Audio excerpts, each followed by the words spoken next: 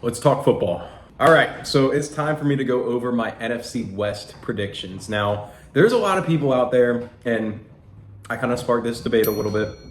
NFC North, NFC West, which division is the toughest?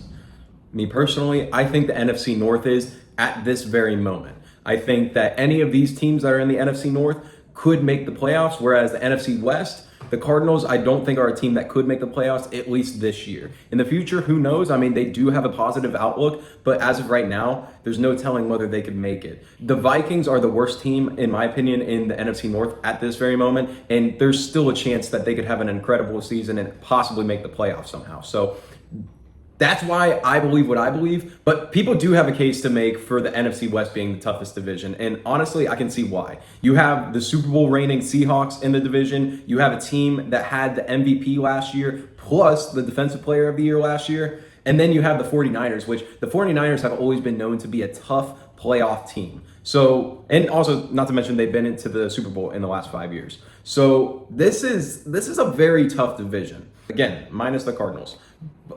I feel like I'm hating on the Cardinals a little too much. I really don't mean to. Actually, the Cardinals, in my opinion, are kind of on the come up right now.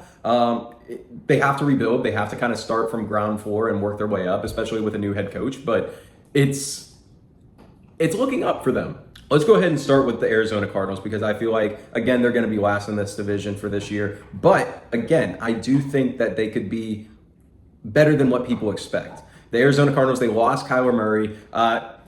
Maybe not lost is the right word, but they moved on from Kyler Murray.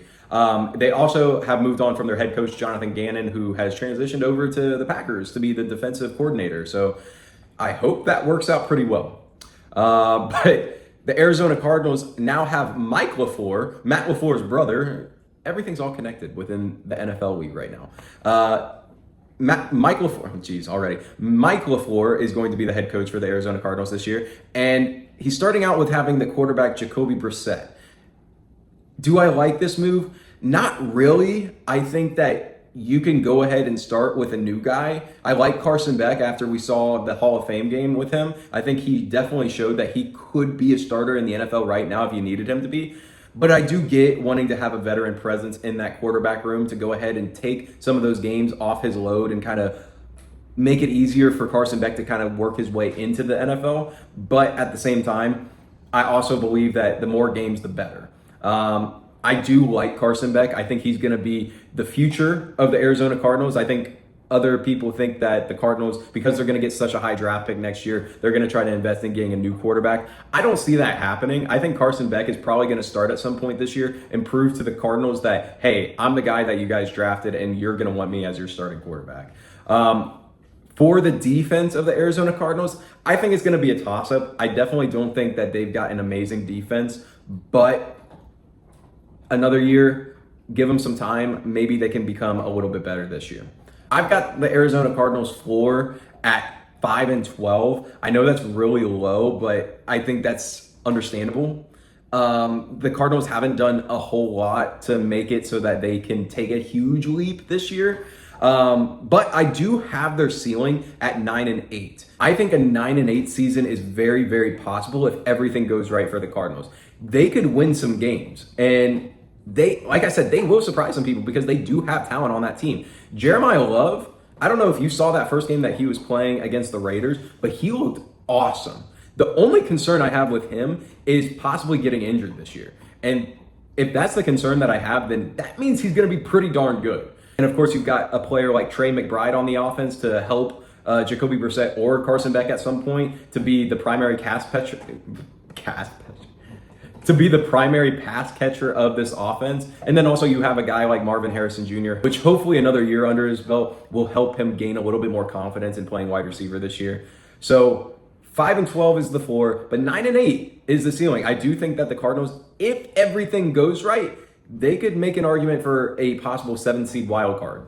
Then let's talk about the Los Angeles Rams. The Los Angeles Rams are, this once you get into these three teams, it's so tough because on paper, the Los Angeles Rams look like they're going to win the Super Bowl this year.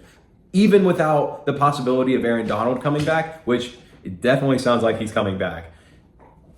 it's incredible to see the kind of roster that they've been able to build. You have Matthew Stafford as the quarterback, and then you have wide receivers Devontae Adams and Puka Nacua. I mean, just those three right there, they've already got years of experience, and now you're adding another year of experience and another year of rapport between these players and chemistry. And we saw what Matthew Stafford and Devontae Adams can do in the red zone. They were next to unstoppable. So having that on offense, and then on the defense, you just added the defensive player of the year next to guys like Kobe Turner, Fisk. Like this is going to be a really, really tough team to beat. Not even to mention Trent McDuffie in the backfield. Injuries is my biggest concern for them. You can have the best roster in the NFL, and if just a few of those guys go down, it's all over. Take a look at the Green Bay Packers, for example. Micah Parsons and Tucker Kraft goes down. Tucker Kraft, he was on his way to have one of the best seasons a tight end could ever have. Micah Parsons, he was on his way to give Myles Garrett a run for his money for Defensive Player of the Year. Having both those guys go down for us, we went 0-5. And we were a completely different team. I'm not saying that a team should have that kind of drastic change when playmakers go down like that, but you have to have guys that can step up and take a role, maybe not fill in exactly what those capabilities were, but at least hold their own. And I'm worried that the Rams do not have a lot of depth pieces to them. It's going to be interesting to see what happens. I really, really hope that they remain healthy, because I would love to see this team at full strength to see how good of a team this is. But that is my biggest concern. But because that's my only concern, they've got a pretty high ceiling and a pretty high floor. Their floor, I've got 10-7, and their ceiling, I've got 13-4. I think that is, yeah, you know what? I'm going to go 14-3 actually. 14-3, the Rams could easily go 14-3. I don't see them losing a lot of games this year. And 10-7, that's if like injuries happen and like they're off to a slow start somehow. Myles Garrett needs to get acclimated or something like that. Like, I truly don't think they're going to have a losing record or even close to it. It's going to be really interesting to see how the Rams play this year, and it makes sense as to why they're a Super Bowl favorite. Next, San Francisco 49ers. Oh boy, San Francisco.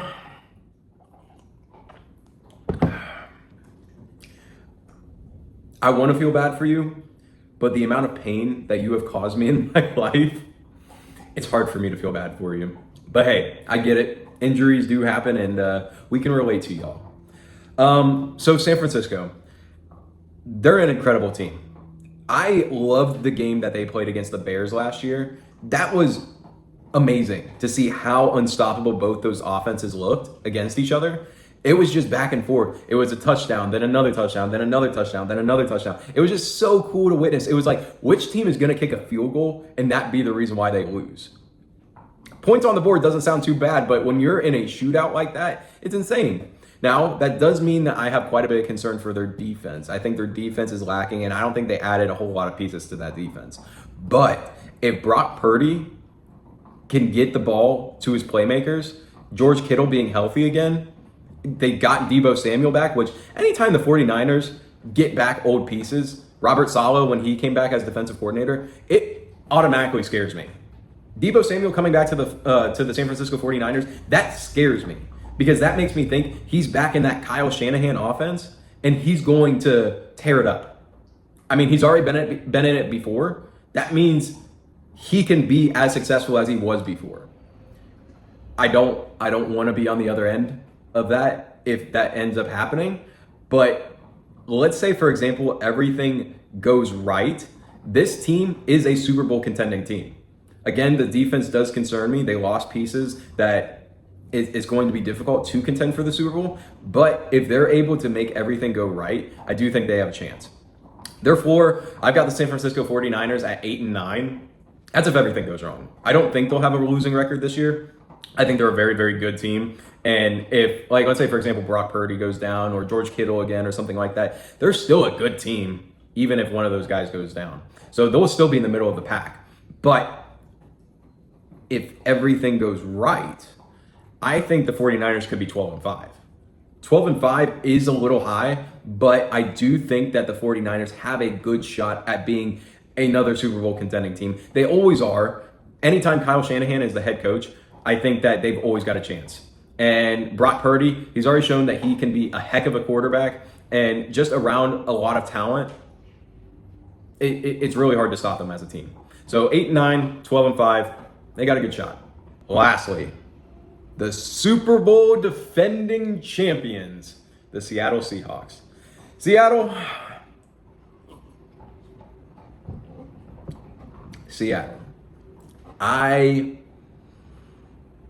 I don't know how I feel about you guys this year. I didn't know how I felt about you guys last year, if I'm being completely honest with you. I did not think that you guys were going to win the Super Bowl, I'll be honest. And I don't think most people did. But, and that is not a slam against you guys, by the way. I think you guys really just shocked people by showing how good of a team you were. And I'll be honest, I do have a big glaring concern for you guys, but I'll get to that in a second. Sam Darnold played exactly how he needed to in order for the Seahawks to contend for the Super Bowl. It was up to the rest of the team to decide whether they were going to put everything together, and they did. That defense was killer. It was really, really hard to play against a defense like that. I don't think the Packers ended up playing the Seahawks last year, and I'm glad they didn't, because that team was going to be tricky to handle. I don't even know if the Packers would have beaten them last year because of how inconsistent our offense was. I will say, their running back room right now. You let Kenneth Walker go to the Kansas City Chiefs, and although I hated that move, I understand why you needed to do what you did, but your replacement method was drafting Jadarian Price in the first round right at the end. Unless you really, really, really think Jadarian Price can closely match what Kenneth Walker can do, I don't think that was a good move. I think you guys should have gotten another guy that can fill in the void there. I understand that you guys still have Zach Charbonnet, and he can do quite a bit of good for you guys as a team. But at the same time, I do think that you guys needed another elite player in that backfield in order to be able to match that same consistency as a whole. I'm not sure if Jadarian Price is going to be able to fill that void enough this year in order to match that same production. He could, but I have not watched enough film of him in order for me to say, like, oh yeah, this guy, he'll fill in just fine for Kenneth Walker and stuff. I have not seen that. So if you are a Seahawks fan and you've done your homework on this guy, please comment and let me know what you think, because I know nothing about Jadarian Price, and you have to give me a little bit of grace with that, because I don't know that. I don't know if he can fit this Seattle scheme, nor do I think he can match what Kenneth Walker did. I mean, Kenneth Walker was a Super Bowl MVP. He did a lot for the Seahawks last year. So don't shoot me down, but educate me if I am wrong. I will say, I don't think the Seahawks are going to win the Super Bowl again this year. So spoiler alert, I'm not picking the Seahawks to win it. I'm not picking them to make it to the NFC Championship this year. But I do think they're still a really, really good team that has an incredible defense that can take them a long way. So I've got their floor as well at 9-8 and their ceiling at 12-5. They're a great team. Sam Darnold still being the quarterback, and there not being a whole lot of change. I love Mike McDonald as their head coach.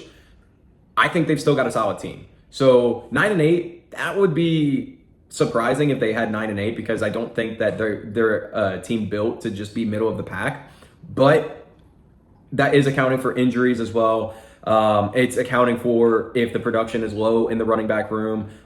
Maybe the defense is more figured out this year by some teams than others. Who knows?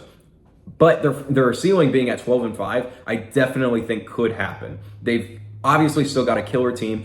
It's going to be about how they stack up against the divisional teams, the Rams, the San Francisco 49ers, even against some of the NFC teams this year. I just don't know how well the Seahawks stack up against them. I like the Seahawks. I think they're a great team. I just don't think that they have the same kind of team that they did last year. But ultimately, this is how I have the division shaking out in the end for the season. I've got the Rams winning the division. I have the Seahawks at second, and then I have the 49ers in third and the Cardinals at fourth. But again, I'm not sleeping on the Cardinals. I do think that they can win some games this season. It's just how many? Guys, let me know what you think in the comments below, who you've got winning the division, and if your Super Bowl winner is coming from this division. I appreciate you guys watching this video. I'm going to be predicting the AFC North in my next video, so please make sure you subscribe so that you don't miss that. I will talk to you guys in the next one. Peace!